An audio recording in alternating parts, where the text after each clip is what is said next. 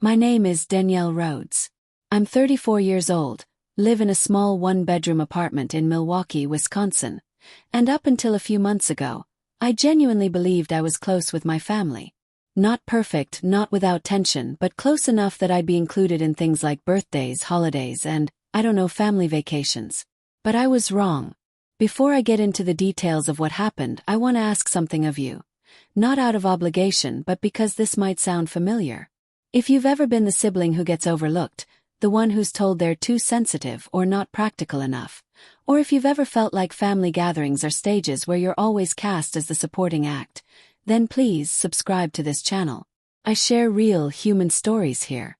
Emotional, layered, sometimes messy, but always honest. If you've ever wanted to feel understood, you'll find something here that speaks to you. Now let me tell you what happened when my family planned a trip without me. It started on a rainy Tuesday in March. I was scrolling through Facebook while waiting for my laundry to finish, and that's when I saw it. A photo my sister-in-law Jenna had just posted. A screenshot of an airline confirmation email, with a caption that read, "Can't wait for the Rhodes family takeover in Napa Valley. Wine glass airplane, son." My stomach dropped. Rhodes family takeover. I stared at the names listed in the email. My parents, my older brother Connor, his wife Jenna, my younger sister Mariah, and her boyfriend Brandon. Me. Not there. Waited. Told myself maybe it was a mistake. Maybe they booked and just hadn't called me yet. The next day, nothing. No text. No call. No mention. So I did the dumb thing and texted the family group chat. Did I miss something? What's this Napa trip about? Read receipts. Silence. Then, finally, Connor replied. "We didn't think it would be your scene, Danny. It's more of a wine and luxury thing." That stung. I typed and retyped a dozen responses, each more passive-aggressive than the last. Finally I settled on. "So the whole family's going. But I'm not invited." This time no one answered for 6 hours. Then Jenna chimed in. "It wasn't personal. Just didn't think you'd want to spend that kind of money right now." And then Connor, in his classic smug tone. "It's a family trip, not a charity." I felt like I'd been slapped. They all knew my situation. I'd lost my job a few months earlier. I'd been picking up freelance gigs, trying to stay afloat. But I never asked them for help. Never once suggested I needed a handout. I wasn't broke. I was rebuilding. And apparently, in their eyes, that meant I didn't deserve to be there. I didn't cry. Not right away. I just sat there stunned. Then I turned off my phone, went for a walk in the rain, and decided one very important thing. I was going to Napa, but not with them. I booked a flight for the day before theirs. Reserved a small but elegant Airbnb in St. Helena, close enough to the resort where they'd be staying, but quiet and private. And I made dinner reservations. For 10 people. At one of the best vineyard restaurants in the valley. Then I sent a message to the family group chat. "I'll be in Napa next week too. Already landed a few freelance meetings out there. Figured I'd treat myself. If anyone wants to meet for dinner Thursday night, I've got a table at La Cima at 7 p.m. My treat. I knew what I was doing. I wasn't trying to buy back their respect. I just wanted them to see that I wasn't the fragile little sister they had written off. I wanted them to understand I could show up and shine, without begging for a seat at their table. This time I was hosting my own. The flight to California was smooth, and I admit, I wore my favorite blazer and brought the nice leather weekender bag I'd saved up for months to buy. I looked confident, put together even if I felt like a storm inside. I wasn't flying out to start a fight. I wasn't trying to prove anything. I just didn't want to feel invisible anymore. The Airbnb was even better than the pictures. A 2-bedroom cottage with ivy on the walls, soft morning light through the windows, and a little backyard patio that smelled like rosemary and rain. There were even complimentary local wines left on the table, though I barely touched them. My focus was on Thursday. The dinner. I had no idea who would actually show up. I hadn't heard a single word from any of them since my message in the group chat. Not even a passive "how cool" or a sarcastic thumbs up. Just silence. But I had made the reservation. paid the deposit, confirmed the private room. La Cima was a well-reviewed vineyard restaurant with candlelit tables, floor-to-ceiling windows overlooking the vines, and a reputation for having a waiting list months long. I'd managed to book it through a freelance client who had connections in the industry, and when the hostess asked if I'd like a note on the reservation, I simply said, "Rhodes Family Welcome Dinner." Let them read that when they arrived. They arrived. Thursday came fast. I spent the day walking through the town, buying a new pair of earrings from a local boutique, and sipping a cappuccino at a quiet cafe where I journaled for over an hour. No text, no replies. Not even from Mariah, who normally kept out of family drama. By the time 6:15 rolled around, I was back at the cottage, getting ready slowly. Not rushing. Not panicking. I wore a dark green dress with sleeves to the elbow, my hair pulled back with a simple gold clip. I looked elegant, grown. When I walked into La Cima at 6:58, the hostess smiled. "Welcome, Ms. Rhodes. The private room is all set. Anyone else arrived?" "Yes." She shook her head. "Not yet." Figures. The room was stunning. Long wood table, white linens, fresh eucalyptus down the center. Soft jazz playing low. The kind of place that makes everyone speak a little more softly and sit up straighter. I sat at the head of the table, alone, for exactly 4 minutes. Then I heard voices. The door opened, and in walked Mariah, alone. She looked nervous, holding her purse tightly under her arm, but smiled when she saw me. "Hey," she said, a little breathless. I wasn't going to come. But then I thought, screw it. I stood and hugged her, trying not to cry. "I'm glad you did." She sat to my right. A minute later the door opened again. Jenna. Without Connor. She looked surprised to see me standing, as if I wasn't supposed to look so composed. "Nice place," she said, almost cautiously. "Thanks for coming," I said. She nodded and sat 2 seats away from Mariah. Still space between us. Still distance. At 7:12, I started to accept that my parents and Connor weren't coming. The server poured sparkling water. Took our first wine order. I toasted quietly. To showing up. Mariah clinked her glass against mine. Jenna did too, though her eyes were hard to read. Dinner began. The food was incredible. Handmade pastas, fresh bread, grilled vegetables with local honey and sea salt. And finally, someone broke the silence. "I didn't know they weren't inviting you," Mariah said softly. "I mean, I assumed everyone was in the loop." "They made a decision," I said. "And I made mine." Jenna shifted uncomfortably. "I shouldn't have said what I said in the chat," she muttered. "It was rude." I looked at her. "It was honest." She blinked. "I didn't mean. You didn't think I'd be here. You didn't think I'd follow through." She looked away. "No, I didn't." Mariah took a sip of wine. "You're kind of a badass, Danny." That made me laugh. And just as dessert was being served, lavender creme brulee and chocolate truffles, the door opened again. Connor, looking unsure, holding a jacket in one hand, brows furrowed. He scanned the room. Saw who was there. Saw me. And for the first time in a long time he didn't smirk. He just said, "You really did it." I stood slowly. "Hi, Connor. I didn't think you'd actually come out here." "I know." He stepped forward. "Can I sit?" He nodded. He took the seat across from me. Didn't say much for a while. Just looked around. At the table. The food. At his wife. And then he looked at me. I was an ass. "Yes," I said. "You were."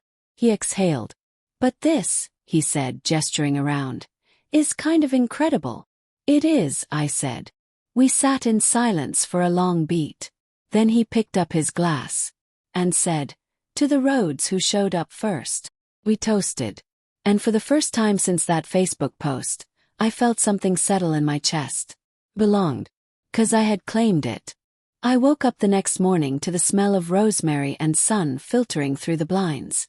My dress from the night before was still hanging on the back of the door, and I smiled when I saw it, creased in a few places but dignified.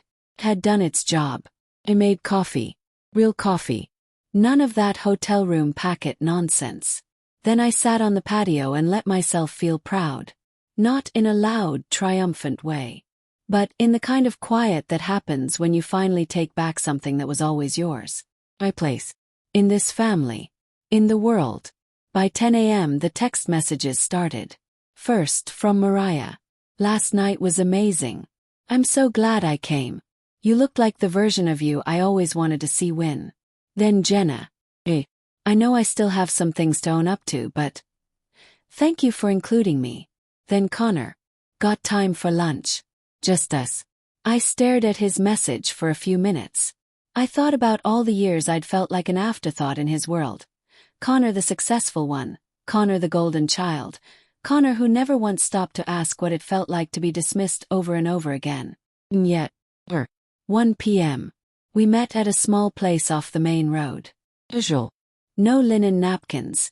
Just sunlight through old windows and the smell of garlic and lemon in the air. He was already there when I arrived, wearing sunglasses and sipping an iced tea. He stood when he saw me. That was new. Hey, he said, softer than usual. Hey. We sat. Ordered. Took exactly 3 minutes before he started. You surprised me, he said. I know.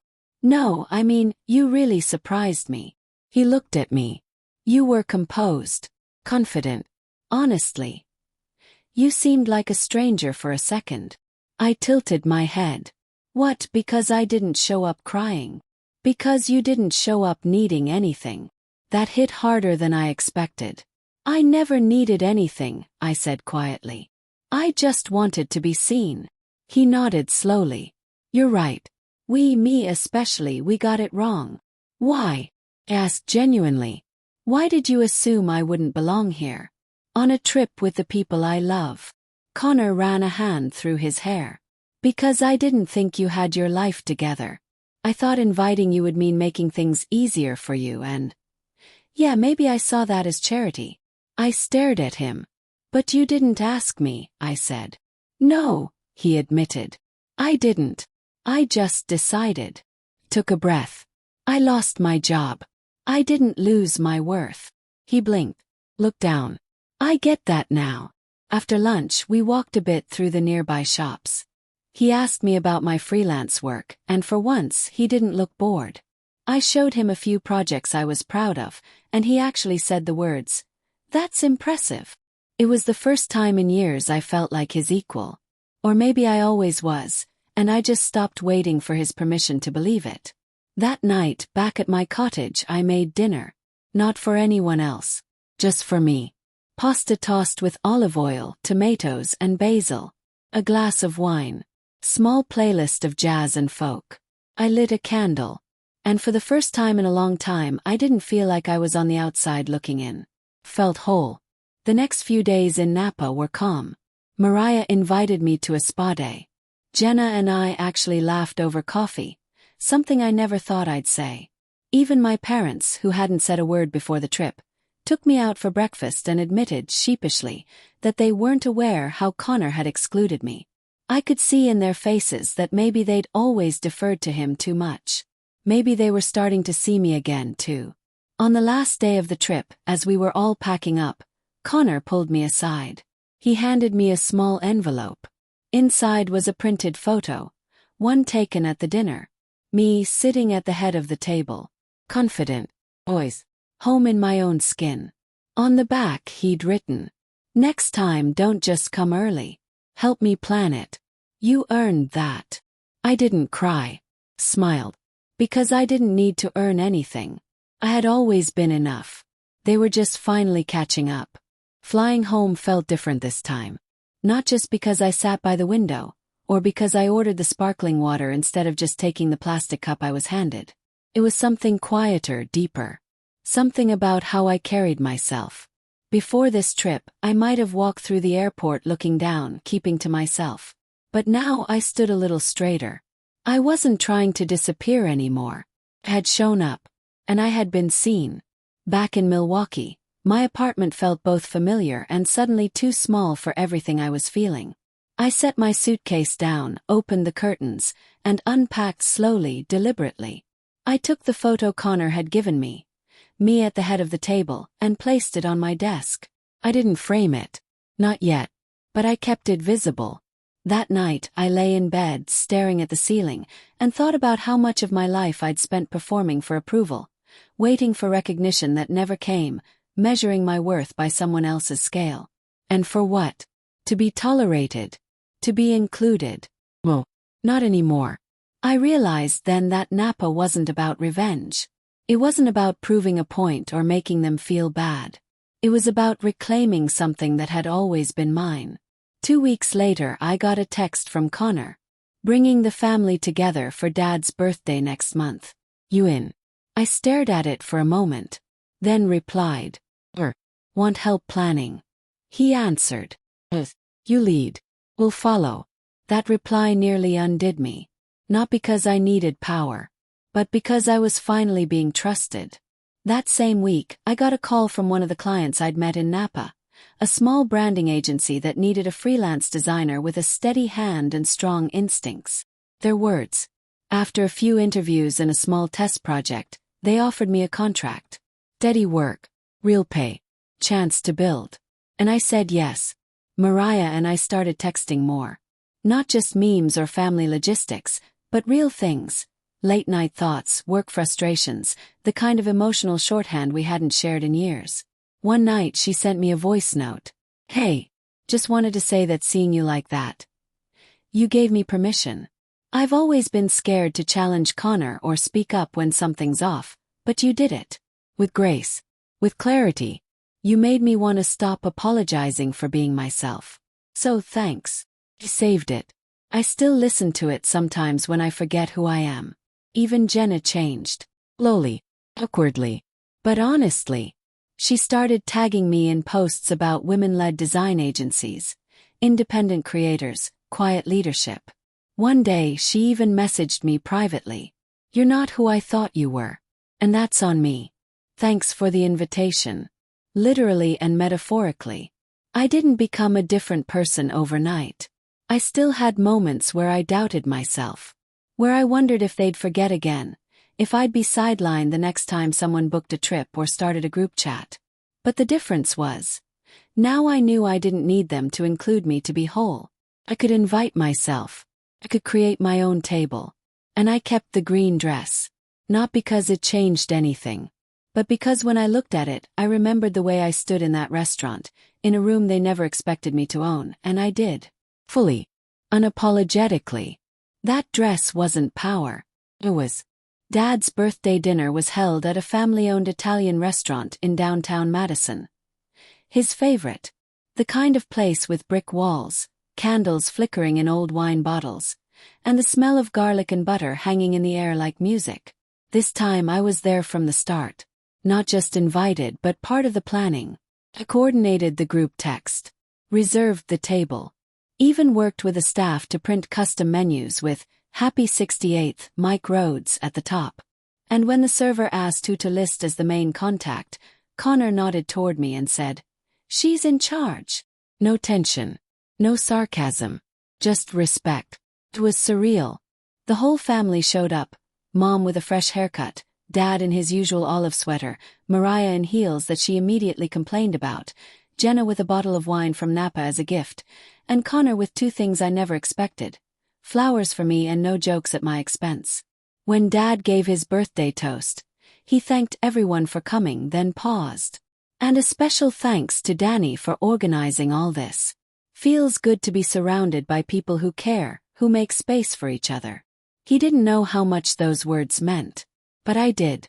After dinner, while everyone lingered over coffee and tiramisu, Connor pulled me aside. Remember what I said after Napa? That you surprised me. He nodded. Well, I'm not surprised anymore. You've always had it in you. I just didn't see it. Or maybe I didn't want to. That's honest, I said. He smirked. Trying it out. Then more seriously. I'm proud of you. Not just for the job stuff or how you handled Napa. But for showing up like that. Graceful. Composed. No one expected it. But now we do. I looked at him. Really looked. And for the first time, he wasn't my older brother with all the power. He was just a man trying to grow the same as me. Thanks, I said. But I didn't do it for you. I know, he said, smiling. That's why it worked. That night, back in my apartment, I finally framed the photo from Napa. The one where I sat at the head of the table, surrounded by a family that didn't know they'd follow me until they did. I placed it on the bookshelf above my desk, right beside a new business card holder that read, Danielle Rhodes, brand designer and strategist. Not aspiring, not freelance, not just figuring it out. Because I'd stopped waiting for someone else to name me. I knew who I was. People talk a lot about earning your place. In a company, in a relationship, in a family. But here's what I've learned. Sometimes your place isn't given to you. Sometimes you have to build it. Brick by quiet, steady brick. And one day you look around and you're not knocking at the door anymore. You're hosting the dinner. At your table. And the ones who see you, they'll pull up a chair.